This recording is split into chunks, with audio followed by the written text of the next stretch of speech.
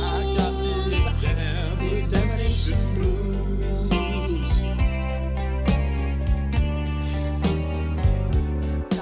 That exams can be tackled more calmly, coolly and successfully than you may currently believe is possible.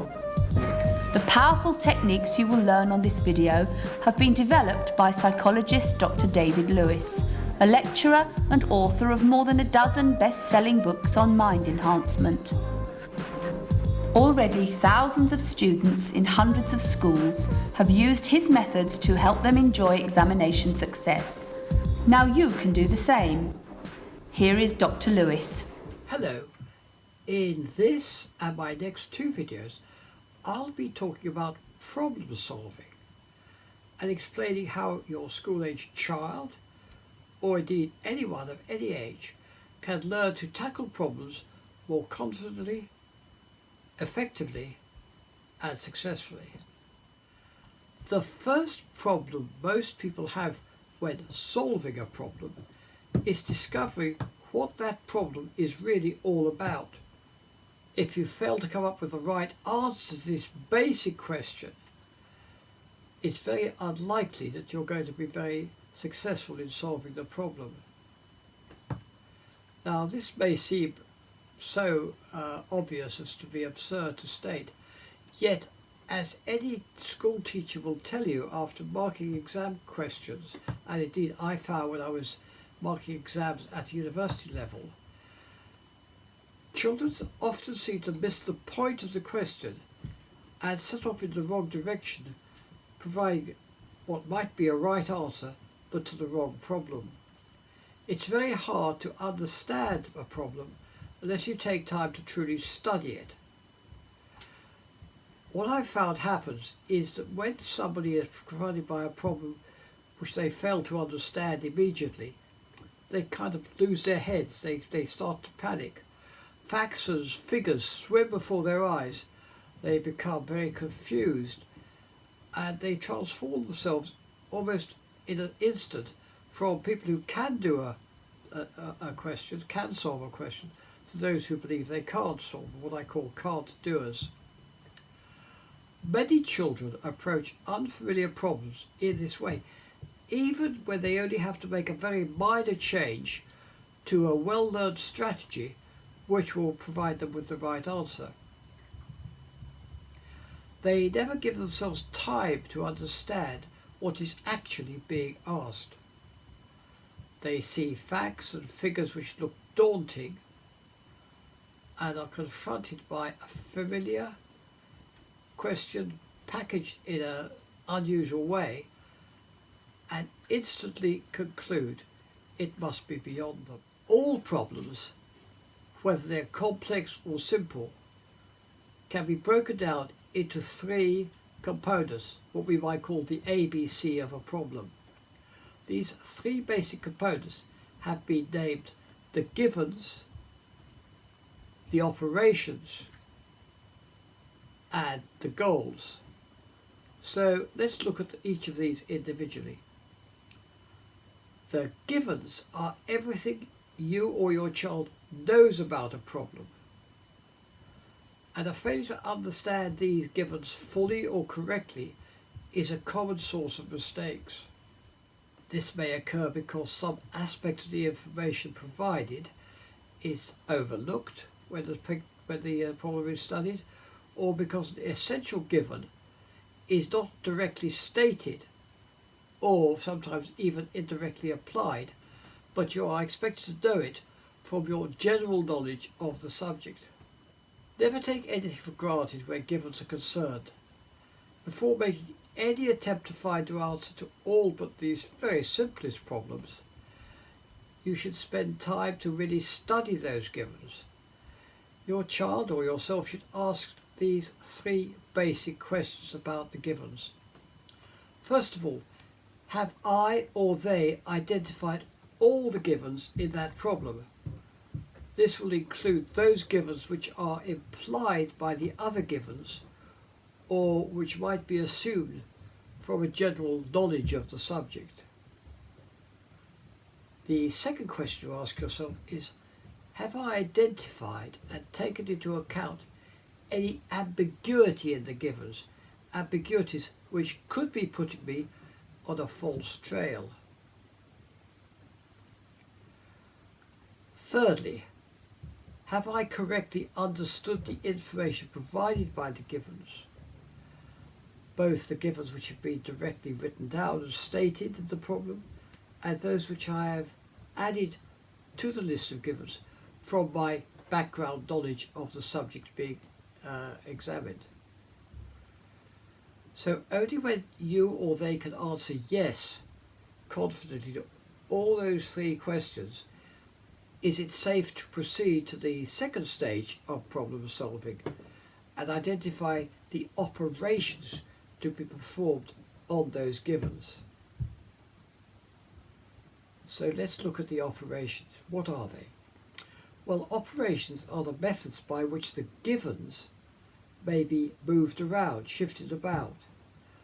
In many problems, these operations, like the givens, are disguised, implied, assumed, or rendered ambiguous in order to make the task harder. You'll find in a number of IQ problems, you're actually being tested on your ability to spot the operation needed in order to arrive at an answer.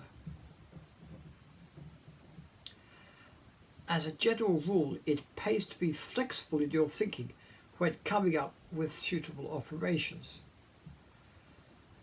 A major stumbling block to success when solving a problem is what we call tunnel vision. That is, the mind is set in a rut which will only take it in one direction. And if you try and solve the problem using that operation, you're going to fail. It may seem familiar, but it's inappropriate.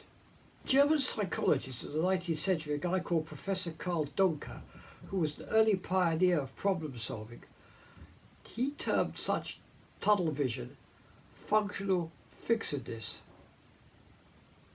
Now, in one experiment, Karl gave his subjects a candle, matches, tacks, and a small box. He then asked them to find some method of fixing the candle to the surface of a door, the wooden surface of a door. In one version of his experiment, he placed each of these items, the candle, the matches, the tacks, and the box, separately on the table. In others, he offered the box which contained the candle, the tacks, and the matches. So in one they were separate, in the other they were all put in the box. When offered the materials in the first condition, only a very few of his subjects found any trouble in solving the problem. What they knew they had to do was simply fasten the box to the door with some tacks, and then by melting a little wax, secure the handle inside the box.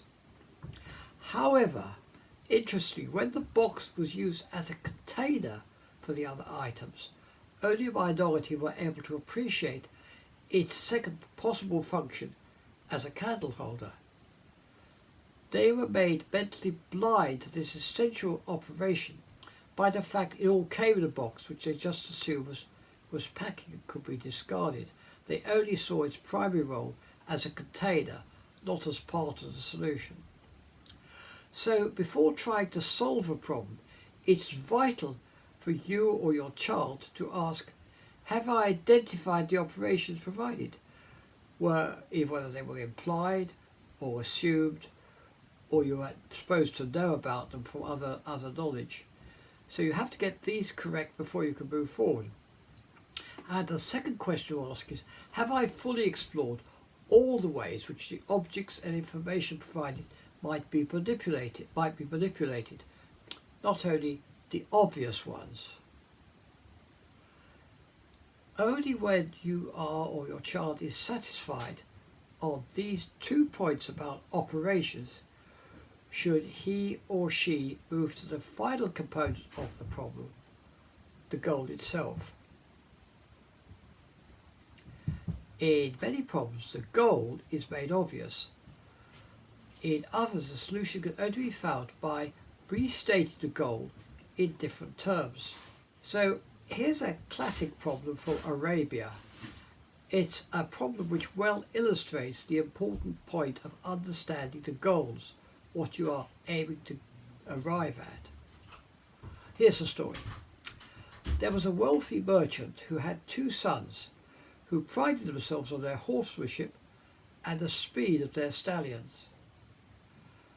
Each would constantly boast that his horse was superior and that his skill as a horseman was also superior to that of his brother. They were constantly arguing about who was the best horse rider and who had the best horse. Finally, the merchant became so tired of listening to these endless arguments that he set the boys a wager. In order to settle matters once for all, he said he would give his entire fortune, he would give all the money he had to whichever of the young men won a race from his palace to the city some 30 miles away across the desert. But this was to be a most unusual challenge.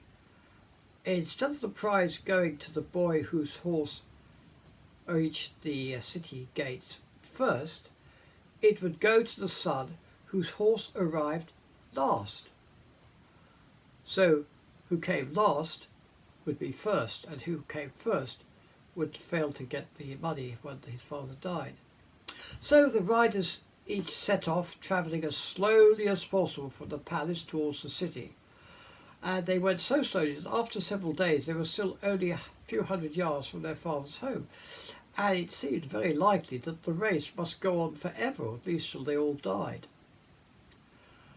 And I suppose this could well have been the case, but a wise man arrived on the scene, and after being told the nature of the challenge, gave the two young men some sound advice. Seconds later, they were both galloping towards the city as fast as their horses could carry them. So the question is, of course, what did the wise man say to them? What could have changed their minds about how to run the race? Just think about this for a moment, and remembering what we're focusing on here is the goal itself, on how you might restate the goal in order to solve the problem.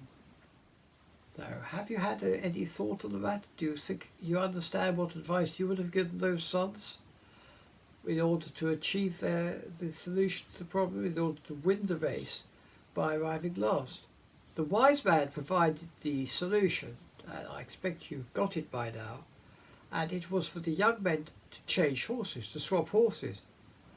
That done, of course, they could gallop as fast as possible along the course, since by coming first, the winning son would ensure his horse had come in last, and therefore would win the father's money. So before starting to solve any problem, students should make sure they understand the givens, the operations, and the goals. They should understand these clearly and correctly. So that's my first video on problem solving. Should you wish to know more about the best ways to think, make decisions and solve problems, you might like to read a book I wrote many years ago with an American psychologist called James Green. The book was entitled Thinking Better, and it's now long been out of print, although you might find a second-hand copy on Amazon. But if you'd like to buy a new hardcover copy, I have a few copies left to me, which I am selling for £8.50, inclusive of postage. In my next video, I'll describe a technique known as progressive fragmentation, or pro-fragging for short. It's a way of making sense of problems which may, at first, seem utterly baffling. So until then, many thanks for watching. If you want to be sure never of missing any of the videos Dan or I post on this site, do please subscribe. And if you've got any problems about problem solving which you'd like to pass on to me, then do please get in touch. I'm always happy to help.